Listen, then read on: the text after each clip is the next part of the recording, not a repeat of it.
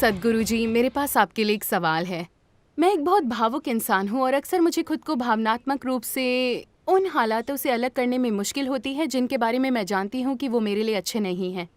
मैं देख सकती हूँ कि चीज़ें मेरे मुताबिक नहीं हो रही, मगर अपने मन और भावनाओं को उससे हटा पाना बहुत मुश्किल होता है। आपके विचार से मैं ऐसे हालातों को कैसे संभाल सकती हूँ? मैं इस बारे में आपका नज़रिया जानना चाहूँगी। There's a whole lot of talk in the world. दुनिया में खूब चर्चा हो रही है इस दिमाग और दिल की जद्दोजहद पर, मगर आप जैसा सोचते हैं वैसा ही महसूस करते हैं, और जिस तरह आप महसूस करते हैं उसी तरह आप सोचते हैं। For different people, different things run first.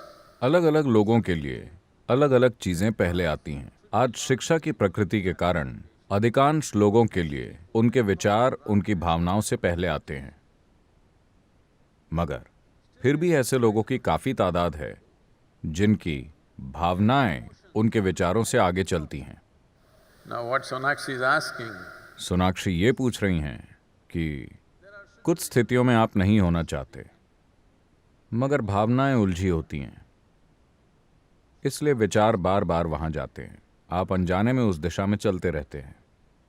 आपको ये समझना होगा कि विचार फुर्तीले होते हैं।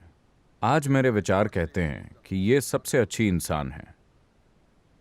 कल अगर वो कुछ ऐसा करती है जो मुझे नहीं पसंद, तो तुरंत मेरे विचार कहेंगे कि वो अच्छी नहीं है। लेकिन अगर मेरी भावनाएं इस अच्छे इंसान के साथ जुड़ गई हैं, भावनाएं उतनी फुर्तीली नहीं होती, वो इतनी जल्दी नहीं पलट सकती, वो थोड़ी रसीली होती हैं, उन्हें समय लगता है। इस बीच आप परेशान होते हैं क्योंकि विचार कहते हैं कि ये ठीक नहीं है, मगर भावनाएं अभी भी उलझी होती हैं। मैं इसके बारे में क्या करूं? अपनी भावनाओं या विचारों को काबू में करने की कोशिश न करें, क्योंकि आपके दिमाग की प्रकृति ऐसी है कि मैं इस आदमी के बारे में नहीं सोचना चाहता, यानी मैं अपना बाकी जीवन उसी आदमी के बारे में सोचने वाला हूं। so when compulsive thoughts, जब मजबूरन विचार और भावनाएं मन में आते हैं, तो आपको सबसे पहले ये करना चाहिए कि आपको उन्हें बस उस तरह देखना चाहिए जैसे वो हैं। आप उनका विरोध मत कीजिए। आप जैसे ही विरोध करेंगे वो कई गुना बढ़ जाएंगे। इस मन में घटाव और भाग नहीं होता, बस जोड़ और गुणा होता है। तो आपको क्या करना चाहिए?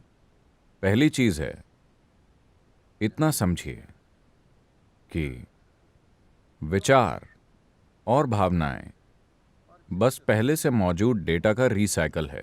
ये आपकी यादें हैं। बात बस इतनी है कि यादाश्त की थोड़ी गंध होती है, वो गंध आती रहती है। आपको उसे उसी तरह देखना है, उससे थोड़ी दूरी रखते हुए। जैसे आप किसी ट्रैफिक जैम में फंसे हैं, आप एयरपोर्ट जा रहे थे, आप ट्रैफिक जैम में फंस गए, आपको कितनी घबराहट और परेशानी हुई। किसी तरह आप वहां पहुंचे और हवाई जहाज में चढ़कर उड़ गए। ऊपर से जब आपने नीचे देखा तो ट्रैफिक जैम कितना अच्छा लग रहा था।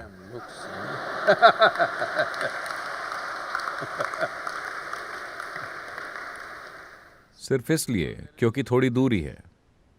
वही ट्रैफिक जैम, मगर एक दूरी होने के कारण अचानक सारी परेशानी खत्म हो गई। इसी तरह आपके विचार और भावनाओं के साथ भी बस थोड़ा सा अभ्यास कीजिए, थोड़ी दूरी स्थापित करने के लिए, अपनी शारीरिक प्रक्रियाओं के साथ, अपनी मानसिक प्रक्रियाओं के साथ।